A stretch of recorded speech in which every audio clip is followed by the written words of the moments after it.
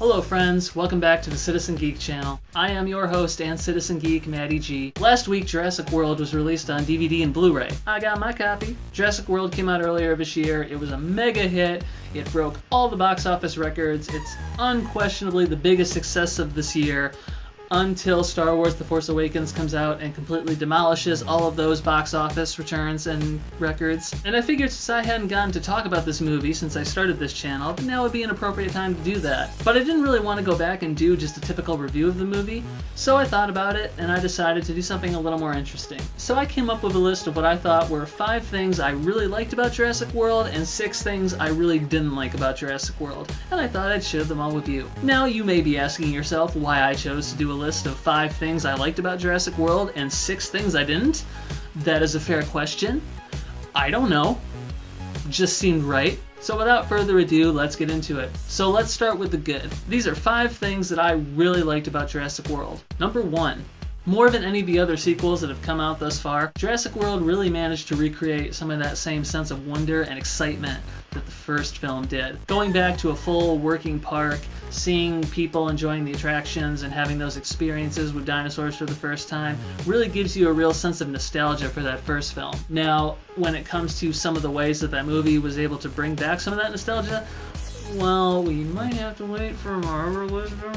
But in the meantime, let's all just agree that it was really nice to be able to have some of those feelings again. Number 2, Jurassic World itself. The idea of a working dinosaur theme park is a really just genuinely cool idea, and kind of playing off of that whole nostalgia for the first film. Seeing the dream that John Hammond had in those first few films finally have come to fruition, there's something really kind of cool and emotionally satisfying about that. Even though going in we know that it's all going to go to hell again, just kind of that beginning and really kind of seeing that dream come to life, there's something kind of exciting about that. Number 3. Now, admittedly, a lot of the action in Jurassic World is kind of silly, and the big final battle between the T-Rex and the Indominus Rex and the Velociraptor, who's also Chris Pratt's best friend, and the Mosasaur is really big and really silly and really frigging awesome. It's really cool. Number 4. Now, this scene might not have resonated as much for some people as it did for me personally, but the scene in which the geneticist, Dr. Wu, who apparently between the events of the original Jurassic Park and this film, went from being a mildly stuck-up scientist to a full-on diabolical James Bond villain, admits that many of the dinosaurs that we've seen in the Jurassic Park franchise don't actually look or act the way that the original ones probably did. I remember being a kid in school, having just seen Jurassic Park and absolutely loving it, and really digging the Velociraptor, only to find that the real Velociraptor was a bit different from the way that the movie portrayed it, as I'll show you now.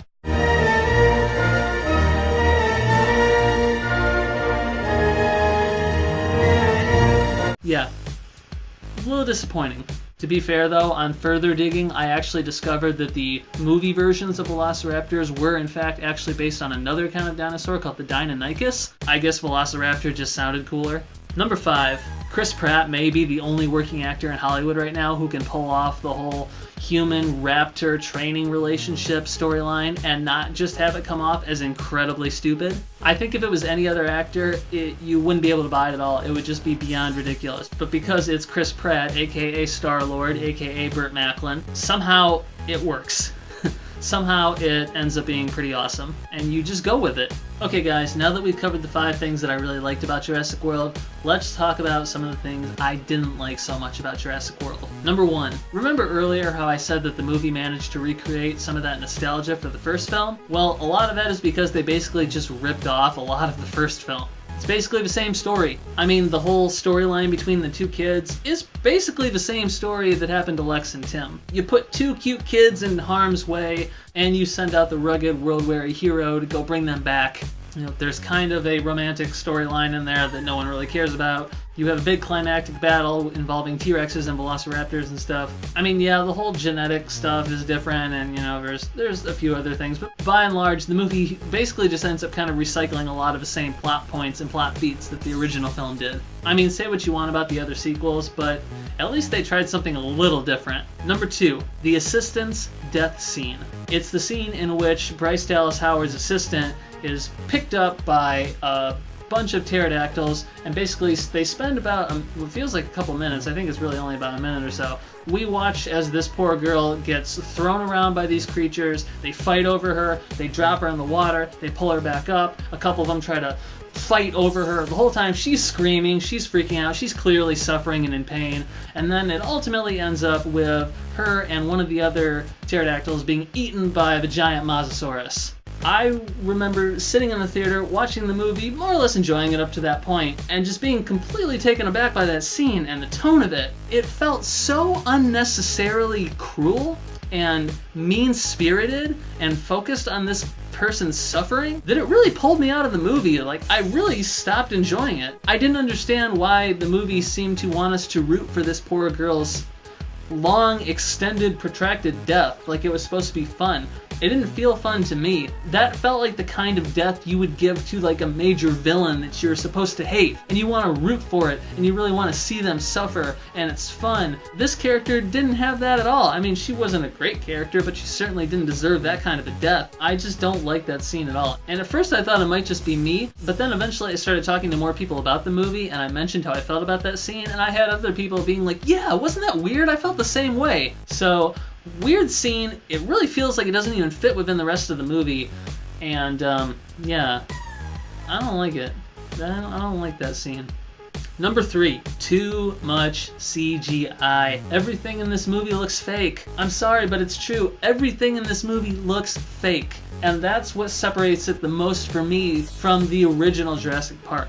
Like, Spielberg in that film knew when to use CGI, you know, and when to use practical effects. So much of Jurassic Park works because it looks and feels like the dinosaurs are actually really there, because they are. They were made as practical effects, and that brings a real believable feeling to them. You know that they're there. Even though we know they're not actually real dinosaurs, the fact that they're clearly there and clearly interacting in the same scene with the human characters makes you believe it, and that's one of the reasons why the original Jurassic Park is so powerful and so awesome. But this movie, it's like almost all CGI all the time, and it just gets to a point where you know you're just watching, like, you know, pixels on a computer, even though they're like blowing up helicopters and they have, like, you know, thousands of birds in the sky and, you know, giant dinosaurs fighting each other.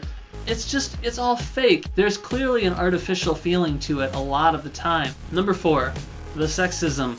Okay, the whole plot line for Bryce Dallas Howard's character basically starts with her being all like, oh, I'm a stuck-up, frozen bitch who doesn't need other people and doesn't need a man. I am so completely weirded out by even the idea of children that I can barely even act like a human being around them. And then by the end of the movie, where she's basically like, oh my gosh, Chris Pratt, I love you so much, and I really want kids now because I realize that that is the key to truly being happy in life, so let's go have some babies, please. Now, I kind of felt like they were trying to go for like kind of an old school, you know, those like 40s, 1950s style, you know, like the rugged man and the city girl relationship and how that kind of would play out in those classic films. That just doesn't work nowadays, and it's disappointing. If you get Bryce Dallas Howard in your movie, she deserves a better character arc than that. I really hope that if they bring her back, they give her a lot more to do in the next film than that. Also, she never takes off her high heels.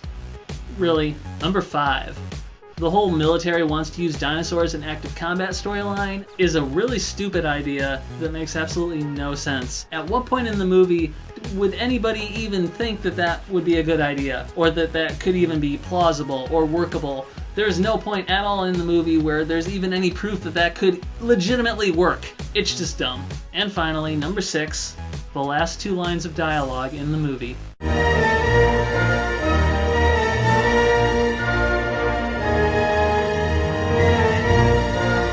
Yep, somebody got paid to write that, and those 2 actors got paid to say that. That dialogue is so bad, you can even tell just watching them that they're like, wow, this is terrible. You can literally see Chris Pratt thinking, I could come up with dialogue so much better than this. You can also see him thinking, why didn't you let me be funny in this movie? Everybody loves me because I can be a funny action hero, and you don't even have me barely do any humor in this movie. That's weird. Isn't that why you hired me? I guess that's kind of 7 now, or 6.5, I don't know. We should probably just end here. Alright guys, so you get the point. You know, no movie's perfect. You know, I'm not saying Jurassic World is a bad movie at all. I enjoyed it. I had fun with it. I just had some issues with it that I wish they had maybe worked on a little bit more. But as I showed you, there were things about it that I really liked too. Please don't get mad at me if you really like Jurassic World. Alright guys, thanks very much for joining me here again on Citizen Geek. Leave a comment below letting me know what you thought. How did you feel about Jurassic World? Did you enjoy it? Did you agree with any of the stuff that I said, positive or negative? Do you think that the idea of using dinosaurs in the military could work? Could you have come up with some better dialogue for the final lines of the film? How did you feel about the assistant's death scene? Did it weird you out too, or were you just kind of, it was what it was. It was cool.